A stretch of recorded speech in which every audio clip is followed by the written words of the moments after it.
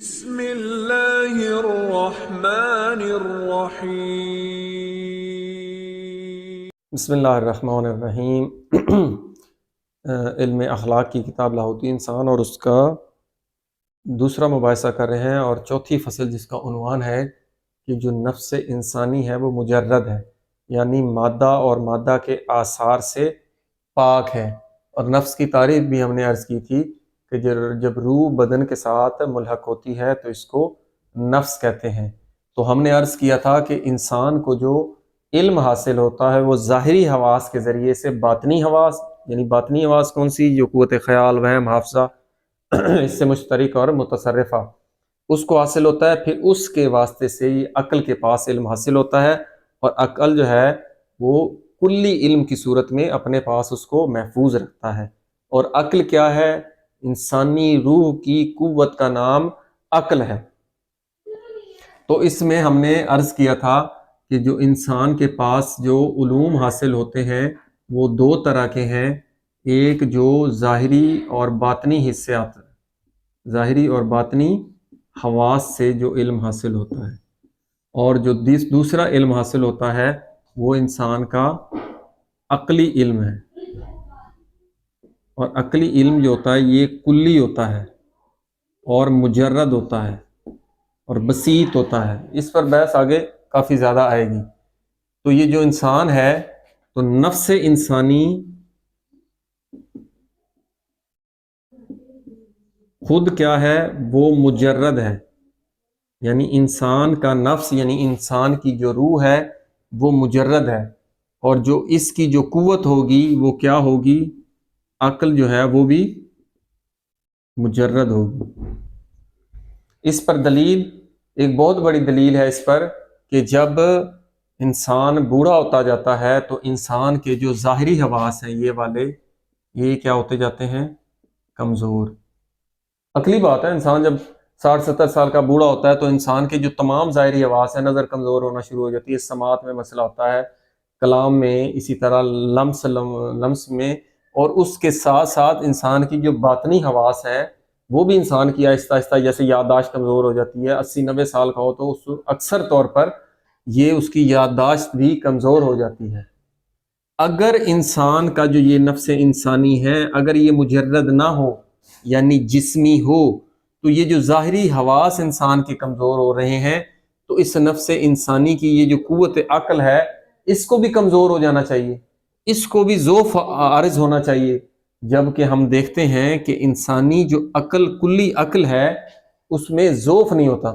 ایک بات تو یہ بعض لوگ کہتے ہیں جی جو آپ کی یادداشت کمزور ہو رہی ہے وہ عقل ہی ہے، وہ نہیں، وہ انسان کی وہم، جو ہم نے اقسام بتائی تھیں، قوت خیال، قوت وہم، حافظہ، متصرفہ، اس سے مشترک، تو یہ وہم ہے جو جزوی علوم خارج سے ظاہری حواس کے ذریعے سے، ان ظاہری حواس سے جو علم حاصل ہوتا ہے ان باطنی حواس کو، یہ جزوی علم ہوتا ہے، اور عقل کے پاس کلی علم ہوتا ہے۔ کلی علوم جو جس طرح آپ سے عرض کیا ہے کہ اجتماع النقیضین محال، یا جو جتنے بھی بدیہیات ہیں، جیسے ریاضی کے کلی اصول ہوتے ہیں وہ بدیہیات میں سے ہوتے ہیں۔ تو یہ نفس انسانی اس حواس کے کمزور ہونے سے، نہ نفس انسانی کمزور ہوتا ہے نہ اس کی جو قوت ہے یہ کمزور ہوتی ہے۔ اس پر ایک اشکال کیا جاتا ہے، وہ اشکال یہ کیا جاتا ہے کہ ہم نے اکثر دیکھا ہے جی کہ انسان کو آخری عمر میں نسیان ہو جاتا ہے۔ وہ کہتے ہیں جی وہ تو آخری عمر میں انسان کو نسیان ہو جاتا ہے، عقل تو کمزور ہو گئی۔ ہم عرض کر رہے ہیں کہ انسان کا یہ جو باطنی قوا ہیں یہ کمزور ہوتی ہیں، جبکہ انسان کا عقلی کلی علم جو ہے وہ کبھی بھی، اور انسان کا جو مثلا عقیدہ ہے جو یقین کی بنیاد پر، یقین کی اقسام ہے ان میں سے یقین کے مرتبے تک ہوتا ہے، وہ آخری مرتبے میں اس پہ کبھی بھی ضعف نہیں ہوتا، چاہے 100 سال سے اوپر ہو جائے، باقی تمام حواس ضعیف بھی ہو جائیں تو یہ جو عقل ہے یہ ضعیف نہیں ہوتی۔ یہ ایک پہلی بہت بڑی دلیل۔ دوسری کیا دلیل ہے جی؟ دوسری دلیل جو ہے کہ انسان کو جب موت واقع ہوتی ہے، انسان جب مرتا ہے تو آپ اس کا وزن کریں، جب وہ زندہ ہوتا ہے تب اس کا وزن کریں، اور جب وہ یعنی وفات پا جاتا ہے اس کا آپ وزن کریں تو وہ ایک جتنا ہوتا ہے۔ تو یہ اس بات پر دلیل ہے کہ یہ تو سب مسلمان یا جتنے بھی اہل کتاب ہیں اس بات کو جانتے ہیں کہ روح جو ہے موت کے وقت بدن سے جدا ہو جاتی ہے. اگر روح جسمی ہوتی تو اس کا کچھ نہ کچھ تو وزن ہوتا. اب تو ایسے آلات آ گئے ہیں مائکرو گرامز تک وہ ویٹ کو چیک کر لیتے ہیں. آپ زندہ کو وہ مشین پہ ویٹ آ رہا ہوتا ہے وہ چیک کر لیں اور جب وہ فوت ہو جاتا ہے تو اس وقت بھی آپ ویٹ چیک کریں, ذرا برابر فرق نہیں ہوگا. یہ اس بات پر دلیل ہے کہ جو نفس انسانی ہے وہ کیا ہے, مجرد ہے, یعنی مادی نہیں. اس میں کوئی بھی مادی آثار کیا ہوتے ہیں, نہ اس میں لمبائی ہے, نہ چوڑائی ہے روح کی, نہ موٹائی ہے, اور نہ ہی آراز کوئی بھی کہ اس میں کم ہے یا کسی قسم کی کیفیت ہے, اس میں رنگ, بو, ذائقہ, خوشبو, کسی قسم مادہ اور مادے کے آثار سے پاک ہوتا ہے نفس, اس لیے اس کو مجرد کہتے ہیں. اور جب کہ ہم پہلے بھی کہہ چکے ہیں یہ 3 عوالم ہیں. یہ جو عالم عقل ہے اس میں نہ آثار مادہ ہیں, اور یعنی مادہ کے آثار ہوتے ہیں جیسے آگ تو حرارت دے گی اس طرح کی, اور نہ ہی وہ جو عالم مثال ہے وہ کیا ہے 2 ڈائمینشنل ہے, صرف اس میں لمبائی اور چوڑائی ہے جیسے کہ صورت خواب میں آتی ہیں. اور عالم مادہ جو ہے وہ 3 ڈائمینشنل ہے. تو ثابت ہوا کہ جو نفس انسانی ہے وہ مادہ اور مادہ کے آثار دونوں سے پاک ہوتا ہے. اور اسی قرآن میں خود اور بلکہ دوسری جو ہے بائبل میں بھی اور وہاں پہ بھی جو نفس انسانی کا ذکر ہے یعنی روح کا ذکر ہے. اس لیے اہل کتاب تو سب جانتے ہیں, بلکہ آپ ہندوازم میں یا بدھ مت میں یا دوسرے علوم وہاں پر بھی یہ تصور ہے کہ جو جب انسان مرتا ہے تو اس کے بدن سے روح جدا ہو جاتی ہے, اور روح جو ہے وہ مجرد ہے. البتہ کچھ ہمارے کچھ مذاہب میں کیا ہے جی جسم لطیف کہتے ہیں. اگر جسم لطیف ہے تو کچھ نہ کچھ تو وزن ہونا چاہیے, جبکہ یہ ثابت ہے کہ اس کا وزن نہیں ہوتا. جب وزن ہی نہیں ہے, بالکل کسی حد تک بھی نہیں ہے, چھوٹے لیول پہ بھی آپ جائیں میث کے تو اس کا وزن نہیں ہے, تو پس یہ ثابت ہوا کہ وہ جو ہے مجرد ہے.